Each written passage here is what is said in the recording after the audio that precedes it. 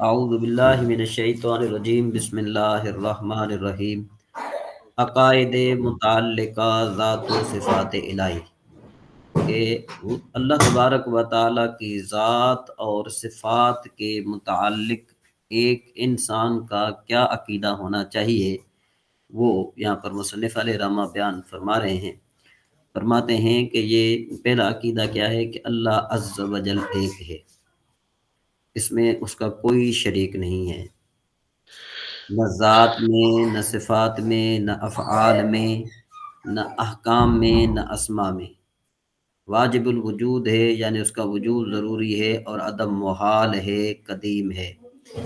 اب ذرا اس کو آپ نے سننا ہے، واجب الوجود کو آپ نے سمجھنا ہے کہ یہ جو ایک چیز، ایک ہوتا ہے واجب الوجود، دوسرا ہوتا ہے ممکن، تیسرا ہوتا ہے ممتنع الوجود۔ یعنی وجود کی جی آپ تین قسمیں کریں، واجب الوجود، دوسرا ممکن الوجود، تیسرا ممتنع الوجود۔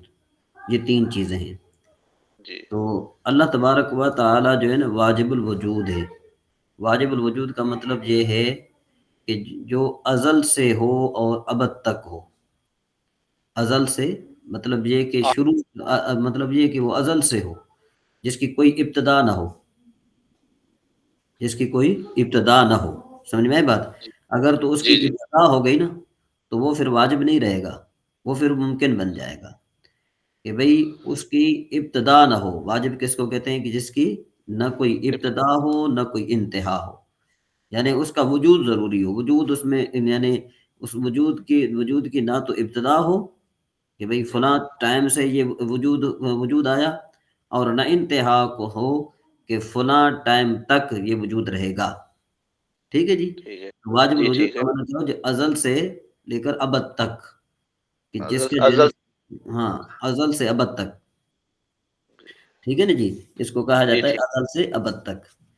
اور واجب اس کے الوجود بعد پھر ایک ممکن الوجود۔ ممکن الوجود یہ ہے کہ یہ مطلب یہ کہ میں آپ کو سمجھانے کے لیے تعریف کر رہا ہوں، اس کی جو اصطلاحات ہیں نا وہ میں نہیں بتا رہا آپ کو، صرف میں آپ کو سمجھانے کے لیے آپ کے عقل کے مطابق، تاکہ آپ کو اچھے طریقے جی سے بات سمجھ میں آ جائے۔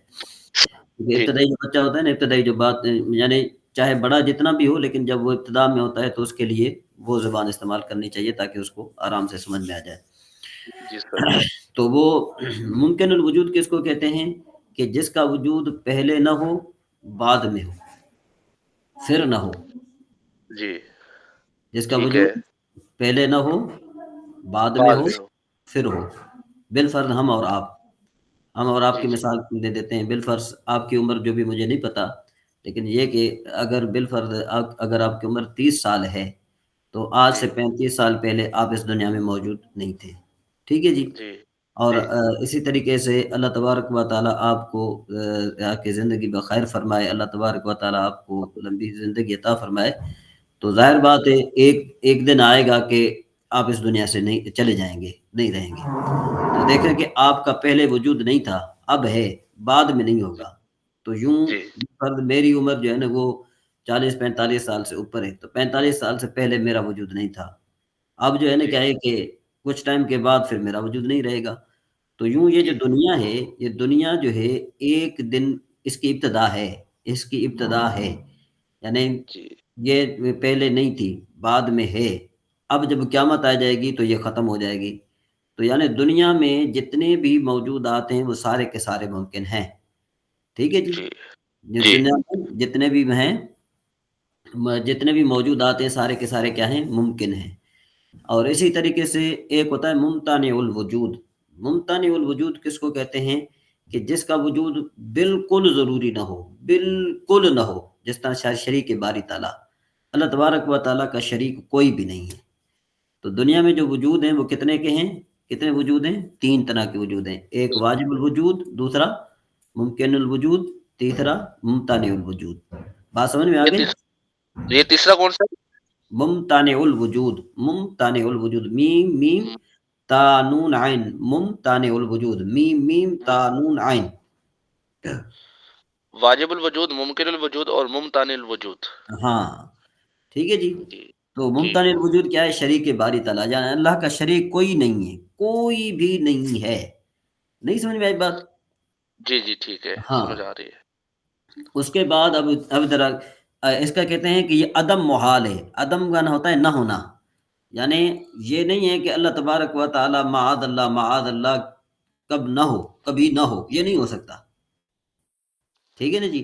عدم جی محال ہے، عدم نہیں ہو سکتا ان کو. ہاں ہمیں عدم ہو سکتا ہے کہ ہم جو ہیں ہم جو ہے نا، ہمیں عدم ہو سکتا ہے. ہمارا نہ ہونا ایک زمانے میں تھا، بالفرض 1947 میں نہ آپ تھے نہ میں تھا. ٹھیک ہے جی. بالفرض آگے جی چل کر جو ہے نا کہ 2100 میں شاید ہو سکتا ہے کہ اللہ تبارک و تعالی ہم میں سے کسی کو زندگی دے. نہیں تو مطلب یہ ہے کہ 2200 تک جو ہے نا کیا ہے کہ ہمارا وجود نہیں ہوگا. آج سے یعنی 100 سال پہلے ہمارا وجود نہیں تھا، 100 سال بعد ہمارا وجود نہیں ہوگا. تو اب یہ کیا ہے، جی یہ ہمیں عدم ہے، ہمیں عدم لگ سکتا ہے. عدم کا معنی کیا ہوتا ہے؟ نہ ہونا. عدم کا معنی کیا ہوتا ہے؟ نہ ہونا. ہاں، نہ ہونا ہمارے لیے ہے نا کہ ہم کبھی نہیں تھے نا، بالفرض ہیں جی. تو ہمارے لیے جو جی ہے نا جی کیا ہے کہ عدم ہمارے لیے ممکن ہے، لیکن اللہ کے لیے، اللہ تبارک و تعالیٰ کی ذات کے لیے عدم محال ہے، کہ عدم نہیں ہو عدم. سکتا. ٹھیک ہو گیا جی. ٹھیک.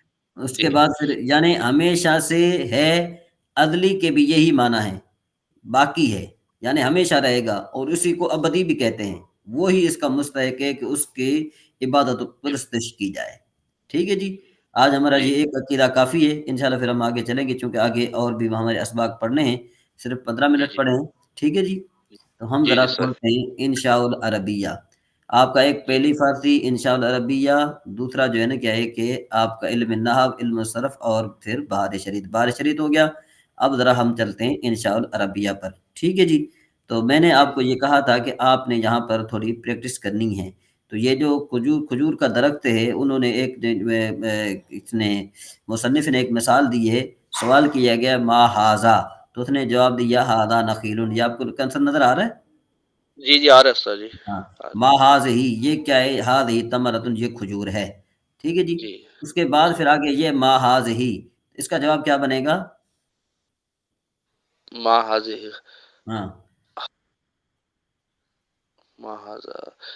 یہ اصل میں آگے کل آپ نے یہ دیکھیں کل آپ نے یہ، بہت.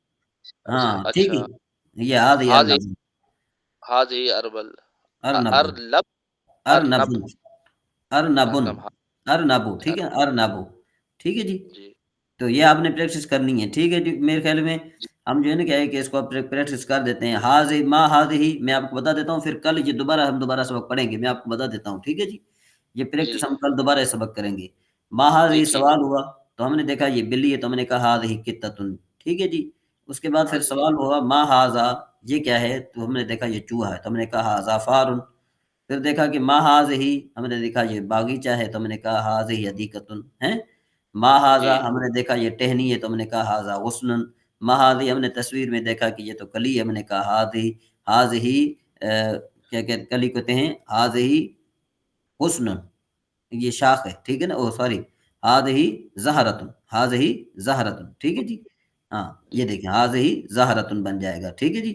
اوپر ہے یہ جی زہرتن ہے نا، یہ دیکھیں، یہ دیکھیں، یہ ہے نا زہرتن. جی جی ٹینی. ہاں نہیں، ٹہنی نہیں، وہ ہے یہ ہے کلی، اور یہ ہے غصن، یہ ہے ٹہنی، وہ نیچے، غصن نیچے اس ہے. غصن کا معنی ٹہنی، اور زہرتن کا معنی کیا ہوتا ہے؟ کلی. کلی دیکھیں نا، کلی. جی جی کلی کس کو کہتے ہیں؟ کہ وہ جو بالکل پودے کے اوپر جو ایک چھوٹے چھوٹے پتے نہیں ہوتے، چھوٹے چھوٹے جی جی پتے ہوتے ہیں، اس کو کلی کہتے ہیں. ٹھیک ہے نا جی. جی جی ہاں. اب جو یہ ٹہنی آپ کو نظر آ رہی ہے نا، یہ جو پتے ہیں، ان کے جو بالکل چھوٹے چھوٹے پتے ہوتے ہیں، ان کو کلی کہتے ہیں. جی اچھا، جی ما ہاضا ورد. ما ہاضا مانے یہ کیا ہے؟ یہ پھول ہے. تو ہم نے تصویر میں دیکھا یہ پھول، تو ہم نے کہا ہاضا ورد. ما ہاضہی، ہم نے دیکھا کہ بھئی یہ درخت ہے، ہم نے کہا ہاضہی شجرۃ. اس کے بعد پھر کیا ہے کہ یہ اردو سے عربی ہے. ٹھیک ہے نا جی. یہ آپ کے لیے تھوڑا سا میں اس لیے چھوڑ رہا ہوں تاکہ آپ اس میں تھوڑی محنت کریں. کل مزید جو ہے نا کیا ہے کہ آپ نے اس میں کل آپ نے جیسے آپ نے آنا ہے، فوراً آپ نے مجھے انفارم کرنا ہے، اور میں فوراً ہی میں آپ کی طرف لنک بھیج دوں گا. ٹھیک ہے جی. اچھا. اچھا استاد جی، ماں ماں جو لفظ ہے یہ کس جگہ استعمال کیا جاتا ہے؟ ماں، ماں یہ استعمال. سوال، یہ ماں استفہامیہ ہے، یعنی آگے چلیں گے نا، ماں کی کئی قسمیں ہیں. ماں موصولہ، ماں استفہامیہ. ٹھیک ہے جی. ماں نافیہ وغیرہ، وہ ہم آگے چلیں گے، کیونکہ وہ ہمارے پاس آگے ہے، وہ نہ پڑھیں گے نا جب ہم، تو اس میں ہمیں جی جی سمجھ میں آ جائے گا. ٹھیک ہے جی. تو جب جی ہم جی صرف جب ہم نحو پڑھیں گے نا تو ہمیں پتہ چلے گا. فی الحال آپ یہ سمجھیں کہ ما کا معنی جہاں پر ہوتا ہے کیا. ٹھیک ہے جی. اور آگے ٹھیک. من بھی آئے گا، وہ انشاءاللہ من بھی آئے گا، وہ انشاءاللہ آپ کو نا قواعد کے مطابق انشاءاللہ میں وہاں پر اجرا کراتا جاؤں گا. جی ٹھیک ہے. اچھا جی، اب ہم چلتے ہیں علم نحو پر. یہ علم نحو ہے. جی ٹھیک ہے جی. علم نحو ہے، اس کا جو پہلا سبق ہے وہ یہی ہے، علم نحو کی تعریف. کہتے ہیں بھائی سب سے پہلے تو بات ہونی چاہیے نا کہ اس نام کو علم نحو کا پتہ تو ہونا چاہیے نا کہ علم نحو ہے کیا چیز. ٹھیک ہے جی. تو علم نحو کی تعریف یہ ہے کہ عربی زبان میں علم نحو وہ علم ہے کہ جس میں اسم اور فعل اور حرف کو جوڑ کر جملہ بنانے کی ترکیب اور ہر کلمے کے آخری حرف کی حالت معلوم ہو. ٹھیک ہے جی. معلوم ہو.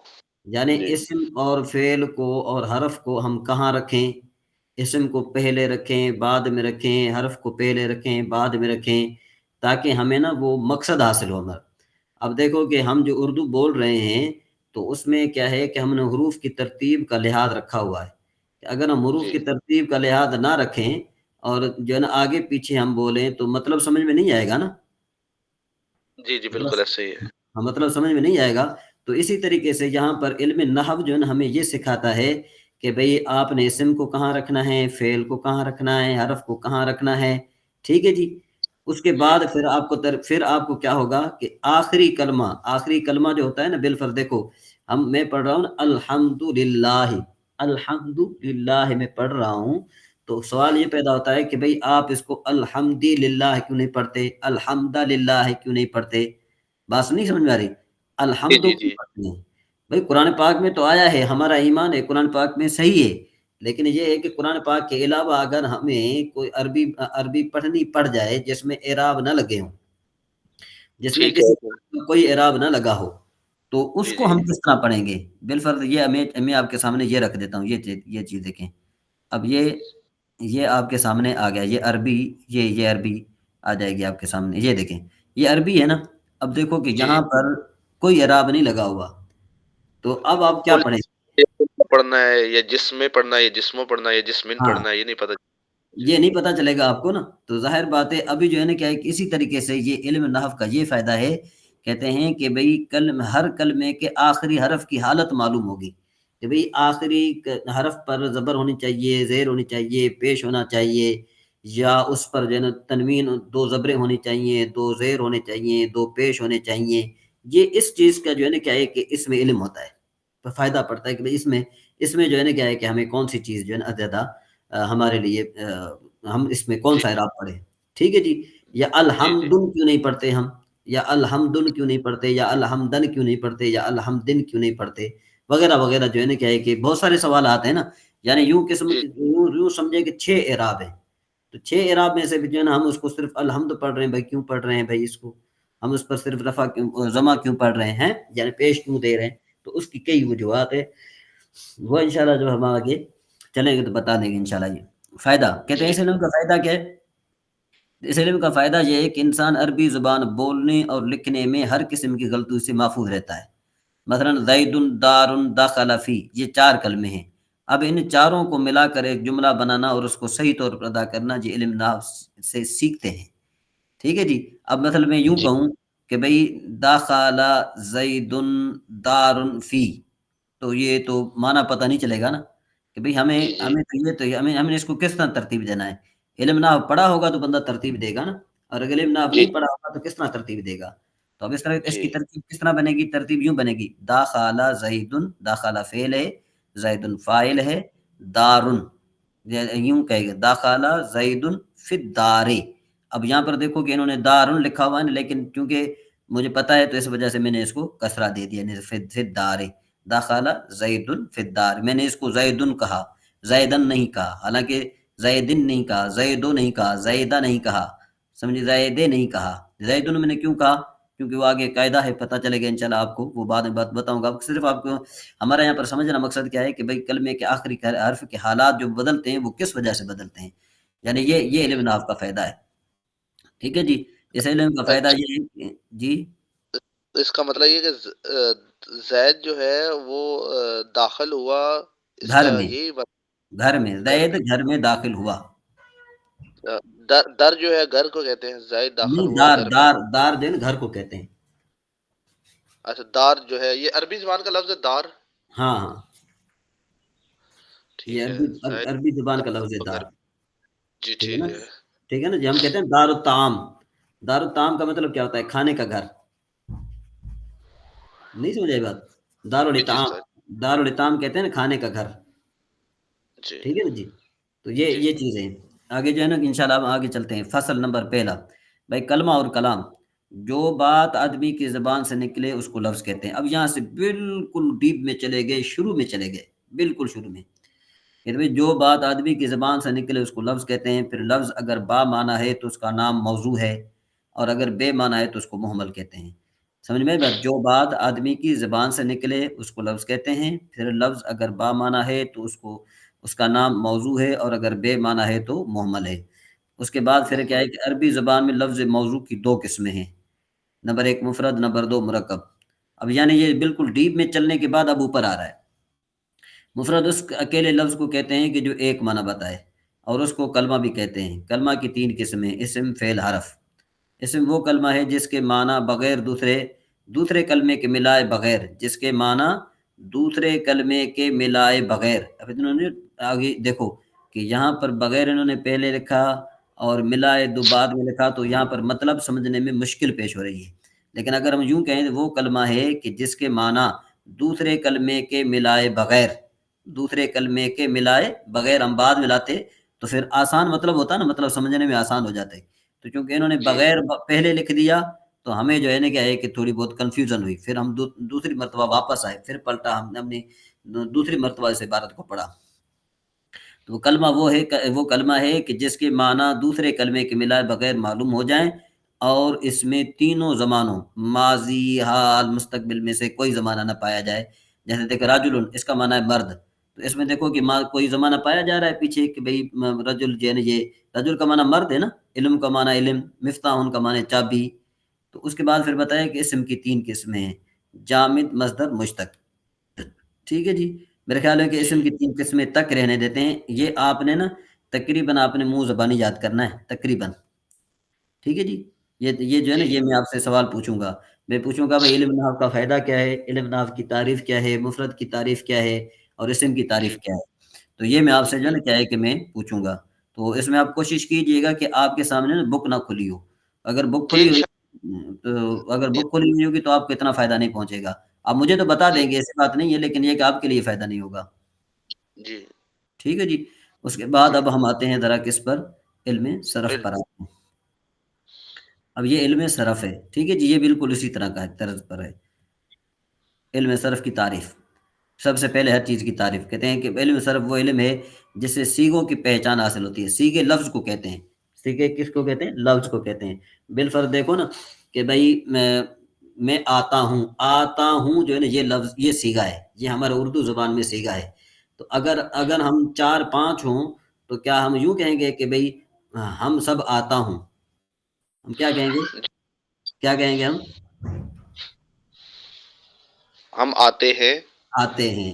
تو دیکھو کہ آتا ہوں، آتے ہیں، جاتا ہوں، جاتے ہیں، یہ جو چینجنگ ہو رہی ہے نا، اس کو صرف کہتے ہیں. یہ اس کو جی صیغہ کہتے ہیں. اس کو کیا کہتے ہیں؟ اس کو کیا سیگا کہتے ہیں؟ کر. صیغہ کہتے ہیں. تو کہتے ہیں کہ وہ علم ہے جس سے صیغوں کی پہچان حاصل ہوتی ہے. اب یہاں پر ہم ہوتا ہے نہیں لکھ رہے ہیں. یہ ہوتی ہے، یہ جو ہوتی ہے نا، یہ بھی صیغہ ہے. ٹھیک ہے جی. دیکھو جی نا، اب ہم چونکہ اردو ہم نے جانا ہوتا ہے نا، دیکھو پٹھان وغیرہ جو ہوتے ہیں وہ جب بولتے ہیں تو وہ کیا کہتے ہیں کہ بھئی وہ ادھر سے عورت جا رہا تھا. ادھر سے جا عورت جا جا رہا تھا. جا رہا. وہ اردو کی طرف سے واقف نہیں ہے. جی اردو کی جی طرف سے واقف نہیں ہے. اس وجہ سے وہ کیا کرتے ہیں؟ وہ یوں بولتے ہیں. اچھا، ان کے ہاں جو ہے نا مذکر اور مرد کے لیے ایک چیز ہے. بالفرض یوں نا بھائی میں آتا ہوں، تو ان کا جو بنتا ہے نا، وہ مجھے تو نہیں آتا، پشتو نہیں آتی، لیکن یہ کہ وہ مذکر اور آتی. مؤنث کے درمیان فرق نہیں ہے. ٹھیک ہے جی. وہ بول آتی ہے. ہاں، مطلب یہ کہ وہ ان کے درمیان کوئی فرق نہیں ہے. ان کے ہاں مذکر اور مؤنث کا فرق نہیں ہے. اس وجہ سے وہ پہلے پشتو کا ترجمہ کرتے ہیں اردو میں، پھر بولتے ہیں. اس وجہ سے ان کو جی یہ بولتے ہیں. ٹھیک ہے جی. اچھا جی. جی اور لفظوں کو گرداننے کا مطلب یہ ہے کہ لفظوں کو تبدیل کرنا. اب دیکھو، ہوتی ہے، ہوتے ہیں، ہوتا ہے، یہ لفظ تبدیل ہو رہے ہیں نا. اس کو جی گرداننے کہتے ہیں. اس کو کیا کہتے ہیں؟ گرداننا. یعنی مطلب یہ کہ تبدیل کرنا، لفظ کو تبدیل کرنا. ہوتی کو ہم بالفرد یوں کہوں کہ بھائی یہاں پر پیچھے جمع ہوتی تو ہم یوں کہتے بھائی ہوتی ہیں، ہوتی ہیں، یہ آ جاتا، پھر جمع ہوتا تو ہے آ جاتا. ٹھیک ہے جی. تو اس طریقے سے دیکھو نا، یہ جو تبدیل ہو رہا ہے نا، اس کو گرداننا کہتے ہیں. اس کو کیا کہتے ہیں؟ گرداننا. ٹھیک ہے جی. گردان. جی ہاں، یعنی اب کیا مانا؟ وہ علم جس سے سیغوں کی پہچان حاصل ہوتی ہے اور لفظوں کو گرداننے کا طریقہ اور ایک سیغے سے دوسرا سیغہ بنانے کا قاعدہ معلوم ہوتا ہے. دیکھو ہوتی ہے، اس کے بعد پھر اب اگر اسے میں ہوتا بنائیں گے تو کیا کریں گے کہ جا کو مٹا کر ہم الف لکھا دیں گے تو ہوتا بن جائے گا. اور ہوتے جی ہیں تو ہم کیا کریں گے کہ یہ جو ہے چھوٹی جائے اس کو ہٹا کر ہم بڑی جا لگا گے تو ہوتے ہیں. تو یہ دیکھو یہ سیغہ تبدیل ہو رہا ہے نا، یہ ایک سیغے سے دوسرا سیغہ بنانے کا قاعدہ معلوم ہوتا ہے. اس کو کہتے ہیں ایک جی سیغے سے دوسرا سیغہ بنانے کا قاعدہ معلوم ہوتا ہے. تو صرف میں کتنی چیزوں کی ہوتی ہے کہ بھئی بات معلوم ہوتی ہے. ایک تو یہ کہ یہ کون سا سیغہ ہے، دوسری بات یہ کہ جی یہ سیغہ کہاں سے بنا ہے. جی ٹھیک ہے نا، یہ دو چیزیں معلوم ہوتی ہیں. اچھا جی. جی فائدہ کہتے ہیں اس علم کا فائدہ یہ ہے کہ الفاظ کو صحیح طور پر پڑھنا آ جاتا ہے. الفاظ کو صحیح طور پر پڑھنا آ جاتا ہے. ٹھیک ہے جی. اس کے بعد جی پھر آپ کا ہے ضمہ. یہ اصطلاحات، چھوٹی اصطلاحات، یہ چیز آپ یاد رکھیں گے. یہ کیونکہ ہر جو بھی ایک شہر ہو نا، بالفرد جو بھی شہر ہو، تو سب سے پہلے اگر آپ اس سے کوئی فائدہ حاصل کرنا چاہتے ہیں تو سب سے پہلے آپ کو اس کی لینگویج سیکھنی پڑتی ہے. ٹھیک جی ہے جی. بالکل. اگر آپ خیبر پختونخوا میں جا رہے ہیں تو آپ کو ضروری ہے کہ آپ جو ہے نا کیا ہے کہ پشتو سیکھیں تھوڑی بہت. یعنی زیادہ نہ جی ہو تو کم از کم اتنی آپ سیکھیں کہ جیسے آپ سمجھ میں آ جائے.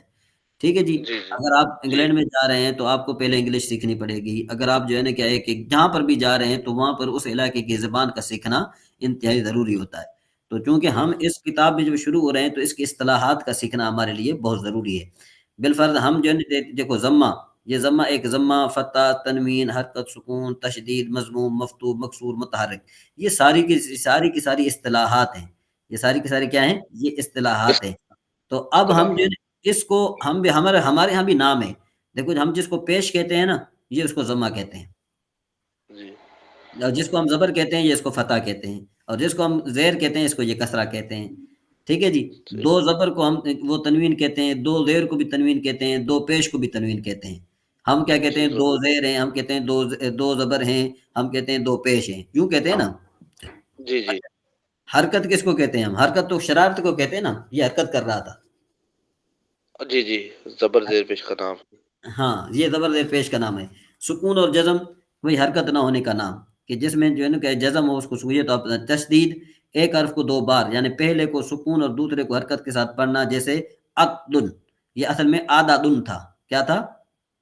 عادت. آدادن. تو عقدن کا پڑھ دیا گیا. مضموم وہ حرف ہے جس پر پیش ہو. مفتو وہ حرف ہے جس پر زبر ہو. مکسور وہ حرف ہے جو زیر حرف کہتے ہیں. متحرک حرکت والا حرف. ٹھیک ہے جی.